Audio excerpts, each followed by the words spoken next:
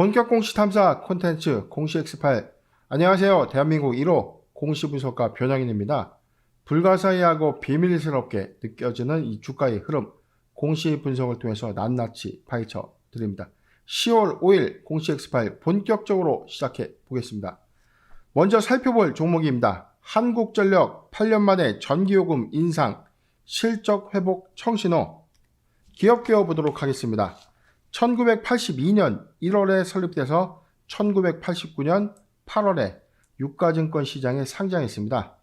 2분기 현재 144개의 연결대상 종속법인을 보유하고 있습니다. 주 사업입니다. 전력 생산 및 수송을 이 국내외에 이 전력을 공급하고 있습니다. 전력 자원의 개발, 발전, 송전, 변전, 배전 및 관련 부대 사업 일체 등이 있습니다. 사업 부분입니다. 전기 판매 부분, 원자력 발전 부분, 화력 발전 부분, 기타 부문으로 구성됩니다. 매출 포지션입니다.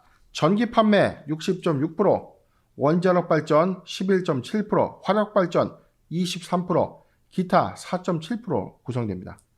이 회사는요, 발전회사, 민간 발전회사, 구역전기 사업자가 생산한 전력을 우리나라 이제 국민들한테 판매하고 있죠. 실적입니다.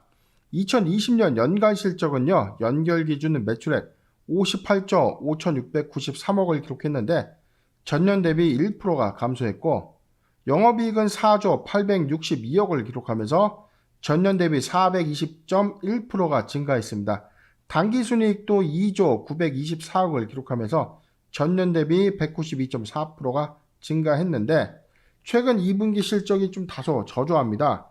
매출액은 28조 5,942억 원으로 전년 동기 대비 1.5%가 좀 증가했고, 영업손실, 당기순손실 1,931억 그리고 5,554억을 기록하면서 적자 전환했습니다. 최근 실적은요, 1월 1일부터 6월 30일 기준입니다. 체크포인트입니다. 8년 만에 전기요금 인상, 요금 현실화에 따라서 이 실적 회복이 될 것인가? 올해 4분기에 인상을 좀 적용하겠다라고 좀 정부의 발표가 있었죠. 연료비 단가 상승에 따른 결정인데, 지금 최근에 이 석탄 그리고 뭐 가스의 가격이 급등하고 있는 겁니다. 그래서 원료 전지, 에너지, 전기를 만들기 위해서 사용되는 이 원료의 단가가 올라갔기 때문에 부득이하게 전기요금이 좀 인상된다는 것인데, 2022년도 1분기 요금 적용에 따라서 손익 개선 여부가 좀 될 것인가, 이 포인트가 주목되고 있는 거죠.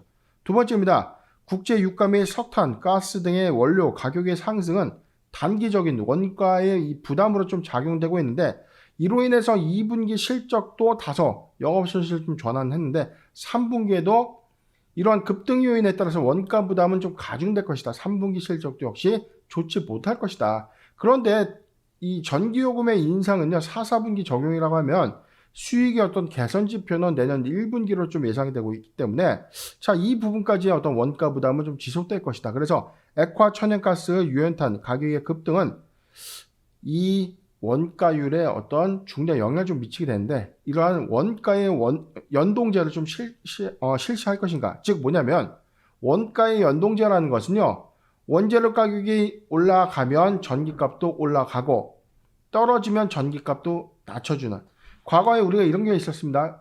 유가가 단계 너무 급등하다 보니까 유류세를 낮췄다가 한시적으로 감면했다가 낮췄다가 높였다가 다시 원복시켰다가, 자, 연동적으로 좀 대응을 하는데, 전기요금 원가의 연동제 부분에서는 자, 득과 실이 좀 많기 때문에 많은 논란들이 있는 것은 사실입니다. 세 번째입니다. 정부의 에너지 정책 기조에 주목되고 있는데, 탈원전 기조를 유지할 것인가? 이 회사의 매출 포지션의 이 대체적인 비중은 원자력 발전소가 저는 높다고 생각했거든요. 그런데 화력 발전의 비율이 더 높다. 그렇기 때문에 원가가 지속적으로 좀 부담될 수밖에 없는 겁니다. 정부의 친환경 에너지 정책 그리고 소형 원전의 개발 등이 원가율을 조금 낮출 수 있는 획기적인 좀 방안인데, 자, 이러한 정책 기조 여부에 좀 주목되고 있다. 과연 탈원전 기조를 계속해서 유지해 간다면 지금 원료 전지를 계속 사용해서 할 수밖에 없어요. 친환경 에너지는 지금 초기에 투자돼야 되는 어떤 비용들이 클 수밖에 없기 때문이죠. 그래서 효율적인 어떤 안전성만 좀 보장이 된다면 원전 기조가 가장 확실한 에너지원인데 지금 이 여부가 현재 정부의 정책 기조상에서는 원자력 발전을 조금 이 사업적인 풍미를 좀 지향하는 그런 흐름들 때문에 아마 차기에 들어서는 어떤 정부에서 탈원전의 어떤 정책 기조가 조금 주목되고 있는 상황입니다. 마지막입니다. 원가의 선반영으로 인해서 4분기의 실적 하향이 좀 예상되고 있기 때문에 내년 1분기부터 단계적인 실적 회복을 예측할 수 있다. 자, 이 포인트인데, 자, 공시 살펴보도록 할게요. 지금 한국전력공사 최근에 어떤 이슈는 없습니다. 지금 원재료 가격 어떤 인상 부분, 주총 소득 결의 관련된 내용 잠깐 좀 보도록 할게요. 회사는 주주총회 소집 결의를 했는데, 자, 이사 선임을 예고를 했습니다. 그런데 좀 주목해야 될 부분이 아랍에미리트 원자력 본부의 건설관리 팀장, 즉 원전 전문가가 사내이사로 좀 영입된다는 건데, 자, 그렇다면 정부는 탈원전 기조가 맞습니다. 그렇다면 한국전력에서 화력 발전소의 어떤 비중을 다소 낮추고 원전 비중을 좀 다소 늘릴 것인가가 관건인데, 이는 정부의 정책 기조와 밀접한 관계가 있기 때문에 여기서 확답을 확정하기 좀 이르다. 자, 그렇기 때문에 모멘텀은 예측이 된 겁니다.